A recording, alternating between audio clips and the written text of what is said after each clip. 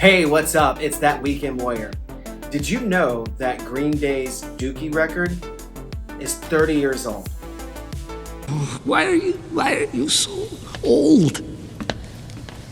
Looking through the list of other punk records that came out during that time, I was shocked to see how many were 94 releases. I thought they were later in the 90s. But anyway, it made me want to talk about some important records to me in my teen years and how I still feel that they hold up today. The best place to start for me is at the beginning, and that is with the release of Dookie. I remember when the single Longview dropped and the music video was playing all the time, and it was my first real punk band, I guess you could say. I mean, if you're around my age, this was sort of your gateway into that scene. Their songs were faster than most of the stuff I had heard. They were super catchy. There was something with their attitude, their dress. I mean, the Jaded in Chicago performance on MTV, pretty much the next day, everybody in my high school was wearing a button-down shirt with an obnoxious tie and safety pins on it. But like I said, this was a gateway. I mean, this was the first punk record I heard. This is the first time that I started looking at the liner notes to see what bands they thanked and started writing those down. Yes, before the internet, if you were my age, you would go and look at the bands they thanked, write those down, go to the record store, and hopefully that record store would know what the heck you were talking about. It wasn't as accessible to find these records unless you went to a very punk niche record store at that time. This is still one of my all-time favorite records. It's actually in my top 5. It holds up in my opinion. It was a major influence into my teen years and then also bringing me into the punk scene and community. As far as favorite song, it's evolved over time, but for many, many years now, it's been She. Great record, love it. Everything I am saying is pure opinion. With that said, I feel that this record was the catalyst that defined 90s skate punk, and that is In Drublic by NOFX. Every song on this, like the first time you heard it, was unlike anything I'd ever heard. It was faster than anything. The vocal harmonies were awesome. The lyrical content that they were discussing was funny, but also thought-provoking. The guitar harmonies, the speed, just all of it. That sound is what became iconic that then flew into Fat Mike's record label, Fat Records. There isn't much more I can talk about this record other than if you have not heard this, go back. It's still, like all of these records in my opinion, holds up. It is a generational defining record. Following up NOFX, it just makes sense to do this record, and that is Lagwagon's Cherished. Again, this is that 90s skate punk sound. It was on Fat Mike's label, Fat Records. I think Mike produced it along with Ryan Green, who engineered and did production as well. Joey Cape is one of my favorite punk rock singers of all time. I don't think Lagwagon has ever released a bad record.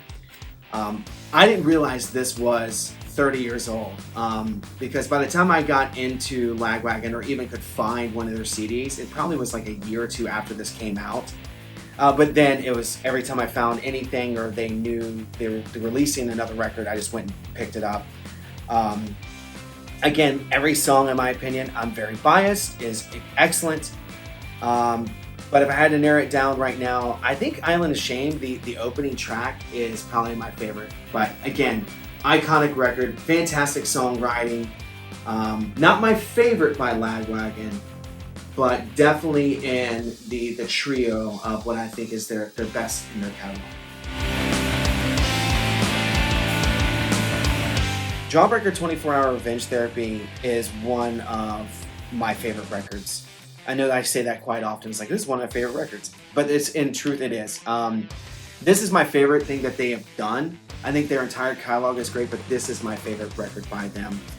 Many bands in the early 2000s, if you looked at read any of their interviews, or if you go watch anything on YouTube, they'll cite that Jawbreaker was an influence, like Saves the Day, Newfound Glory.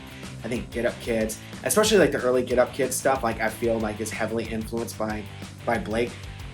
I also was a big Jester Brazil fan, but this record to me is beyond just It's poetry. I don't know. Blake is an amazing songwriter, amazing lyricist. I've never gotten to see them, unfortunately. It's still on my bucket list. I know they're touring again. But this is a very important record to me. If you want to hear a classic punk record that is like punk and indie mixed together before you got everything in the 2000s, like this is like a founding father in my opinion.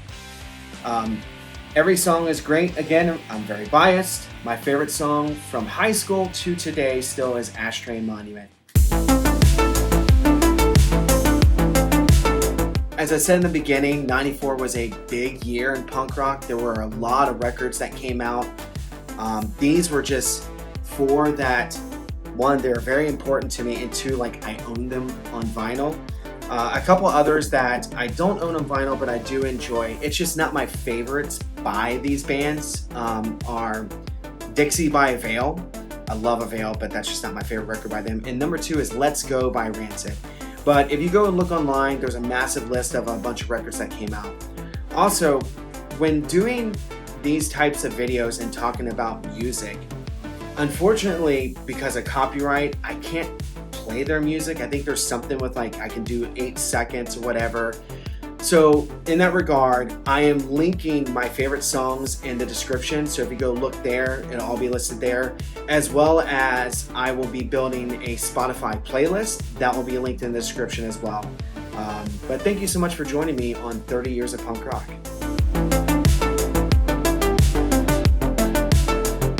Weekend Warrior is a Super 7 affiliate, which is perfect for today because we're talking about punk rock. If you head over to their website, they make toys for the Ramones, the Clash, Devo, Gorilla Biscuits, Sex Pistols, and much more.